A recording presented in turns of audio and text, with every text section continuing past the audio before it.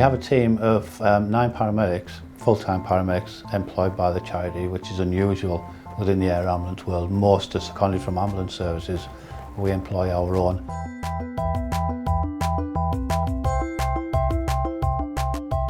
Before this I was a paramedic for North East Ambulance Service. I ended my career there on rapid response calls, based just outside of Newcastle. The majority of my work's at Teesside, but I do sometimes work over in Cumbria as well. My sort of role is to look after the drugs. So I put monthly orders in, I look after the security, the controlled drugs, things like that. The paramedic sits in the front left seat, so we look after the navigation and work sort of with the pilot if there's sort of any technical flying. We can try and assist them as best we can.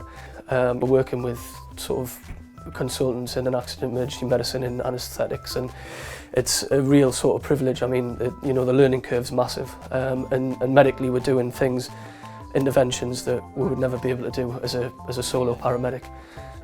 So just extending your medical skills is fantastic. It's a great service and it's a real privilege to work here. We have a team of about 18, 19 doctors who work with us as well.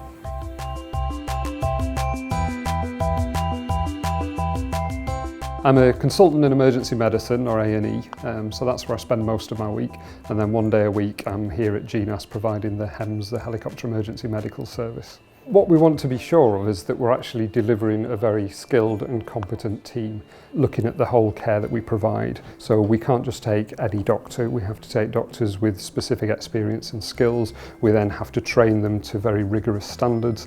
The majority of our doctors are either from an A&E background or from an anaesthetics and intensive care background. We also have a couple from general practice background who've undertaken additional training in order to provide this role. We have 4 main pilots, and then we have what we call relief pilots that cover for their sickness, holidays, things like that. The pilots tend to come from Army Air Corps background. I joined the Army when I was 16, joined the Royal Artillery initially, spent 10 years there, then decided I fancied a bit of flying, so then transferred across to the Army Air Corps and then spent 12 years flying Gazelles and then moved on to Apaches. Did 2 years in Northern Ireland, 2 tours of Afghanistan. Got out in 2008 after my 22-year service. Applied for a job with the company who were supporting the Great North Ambulance at the time. Started flying for them, and predominantly with the Great North, and then moved here permanently as a chief pilot.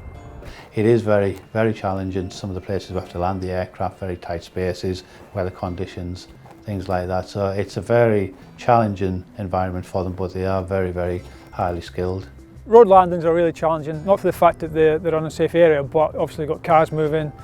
We need to get the police to shut off the roads, make sure both are shut off northbound, southbound, especially on the A1, because obviously you get people looking, which could cause further accidents.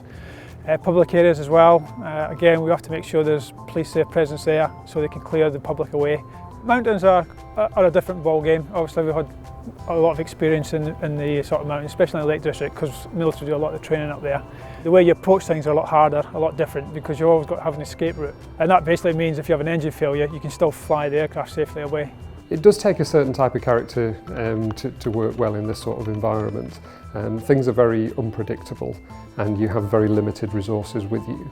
So every shift you don't know what you're going to be faced with. It could be a baby, it could be an adult, it could be a medical emergency such as a heart attack, it could be significant injuries, sometimes involving surgical procedures, anaesthetic procedures. So there's a whole mix of things to do, and at the end of the day there's the team of you, the paramedic, the doctor and your bag of equipment, and there's nothing else readily available, which is very different to the hospital environment.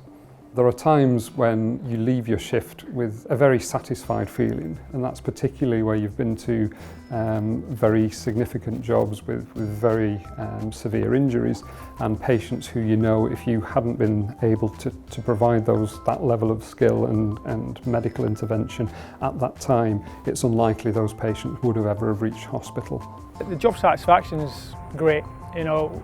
Unlike most sort of road ambulances, we get to know the patients because we chase them up, find out how they've been and all that, and sometimes they actually come back here and thank us. And that's probably the best part of the job, seeing them from the scene to the recovery to back here. I think all our team are very proud to be able to do what we do. and to work for the Great North Air Ambulance. You know, it's a well-supported, well-respected charity, and we're just very, very lucky to be able to be part of it. The Great North Air Ambulance itself is I think it's a very forward-thinking medical provider, and we can make changes. We can keep very current with new thinking, continually evolve and continue to offer the best patient care we can. But it takes such a staggering amount of money to be able to do that, and it's only by the goodwill and generosity of the public that we can do it, and we are always reminded of that. So long as they're backing us, then we can keep saving lives.